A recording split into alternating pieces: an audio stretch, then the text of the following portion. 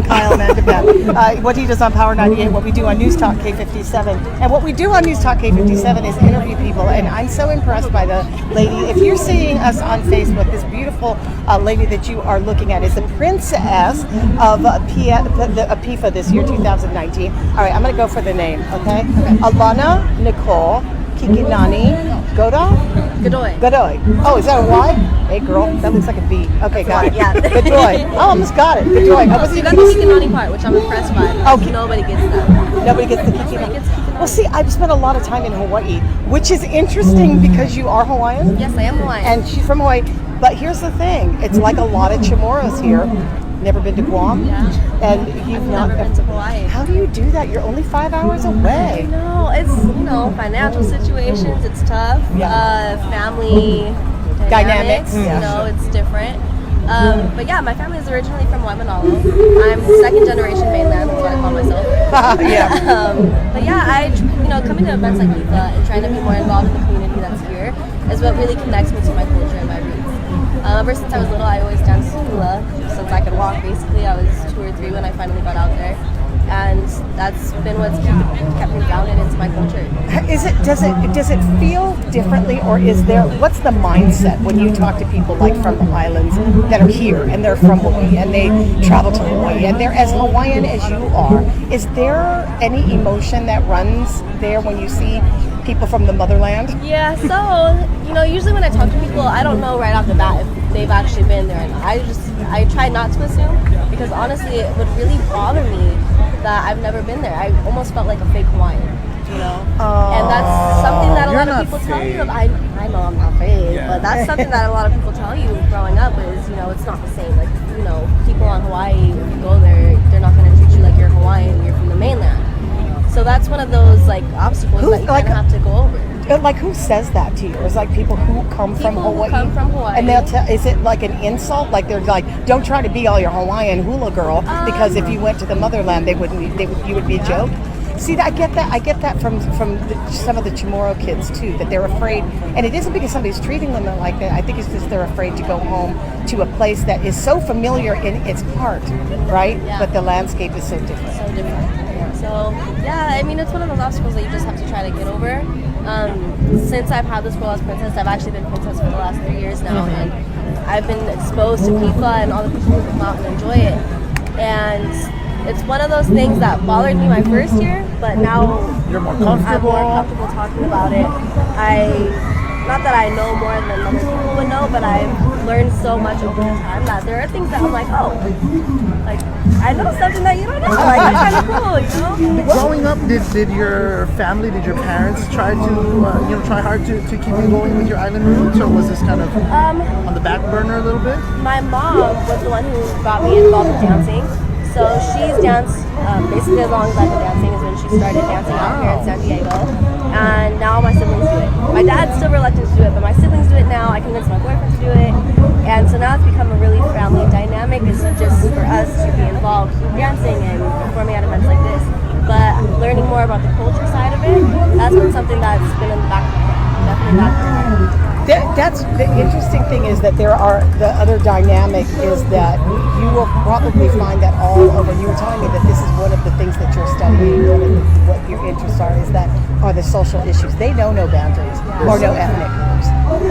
But the approach to the social issues, like you, what is in your capacity do you deal with social issues? Are you a counselor? Are you So I'm not counselor yet. I am double majoring in anthropology and sociology at SDSU. And what made me want to get involved with that originally was my reign with running with PIFA, and just learning more about how all of us are similar. Hawaiians, Chamorros, everybody.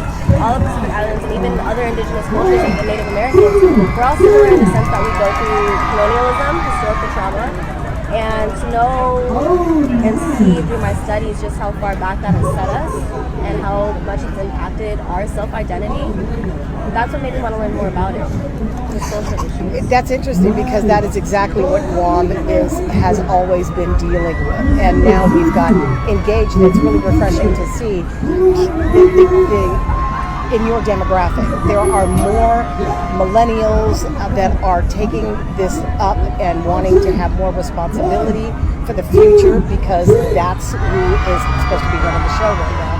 Are you worried about that and about you being the generation that they're eventually going to blame? Oh, okay. Yeah, I know. Well, thinking about how we were blaming the last generation, it's crazy. It used to really bug me because the only stereotypical things I would hear about millennials, it was all negative. Yes. So, to think about we're the ones that are going to be running the show in a few years, it's kind of scary because, there are certain things that, we're always on our phones, technology. I'm not a big technology person, so that, it's definitely a concern. But I think overall, especially giving us just the time that we need to grow and reach that maturity, I think we're going to be perfectly fine. If anything, I think we're going to see a resurgence of culture and acceptance. Yes. Can I ask you, do you notice, even from being apart from Hawaii, being there in the islands and dealing with these cultural pressures, because it still really is it's not a light conversation in Hawaii. They're dealing with Mauna Kea right now in the observatory, and non-Hawaiians and Hawaiians and leaders from the past are going up. The elders are being arrested, for standing up. Do you still feel though that connection that there are issues over there that Hawaiians have been fighting since the overthrow of King Kamehameha? So we're still dealing with a lot of the history that's come to the front, much like it has on Guam. The Guam being taken over by the United States and imposing rules and regulations without giving us a lot of say in how we determine our future. Not in everything, but in things that we're fighting for. And big things, the things that we find important that perhaps they don't. Do you feel like you still have the connection even if you're not on the homeland? Yes, I do. So I danced with Cleo and Alana. We actually performed yesterday in tribute to Mauna Kea, and it's a conversation that we're constantly having. And just giving our respect, and it does hurt because we do feel connected, and even though I've never been there, I know that when I do go there, I'm going to this region because I have such a strong connection to the Aina already. Yeah. So I know that when I go, I'm gonna feel one and have peace of myself. So to see these things once you get out of the airport area.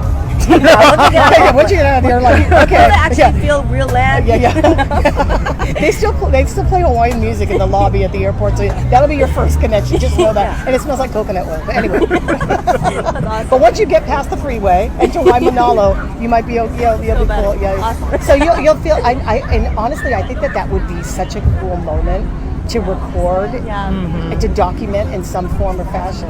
I would love to. I bet you that you'll stay. I kind of want to. I bet you'll Part stay. of me doesn't want to go visit until I'm ready to get my master's and maybe take it at University of Hawaii. Oh, very nice.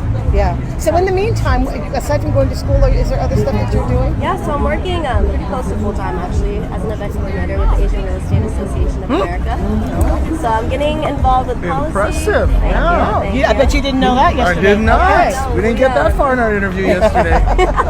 Yeah, so we work with the government to really support API homeownership. And so we do policy days, go out and advocate, and then host events to obviously gain our chapters, grow our chapters and our membership. But it really is about policy and just uplifting our communities. Well, I guess my last question for you this time around is going to be about kind of like the future. You talk about mobilizing and this entire generation of ours, because I too am a millennial, no matter what my pant size says. In terms of the things that we want to make happen and the things that are our challenges, what kind of advice do you have for anybody listening right now who is in our age bracket, but who doesn't have the access or the wherewithal to kind of start that movement for themselves? Yeah. So it's interesting. Besides what I just mentioned, the school and work, I started my own website and YouTube channel to talk about things like this. Yeah. Really? Not a makeup channel? SincerelyAlana.org. Wow. On YouTube, it's Sincerely Alana. And I talk about social issues, culture, and then I love to travel, so I throw that in there every now and again. But I think the biggest problem that we face, even though this is a world full of technology right now and social media, these resources just aren't readily available.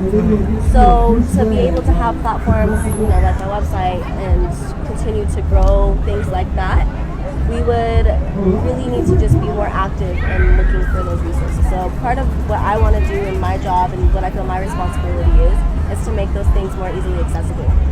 Well, you've taken a really cool break from, a really cool avenue, a path to get to where you want to go. And I tell you, I've seen you over the past couple of days. You're both mostly friendly. Not mostly. Mostly friendly. The other part of it is, oh, you're so mean. Honestly, you're most friendly. You're beautiful. There's that.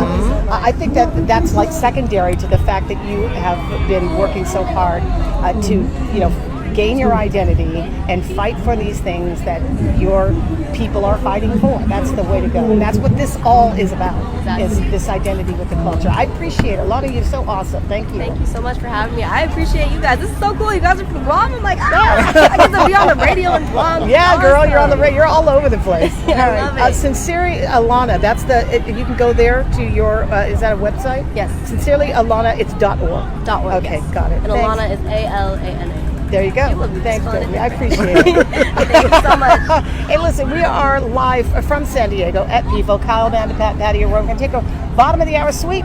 Big time. We'll be right back. Oh, man. That was incredible. No, you're awesome. You were so That good. was great.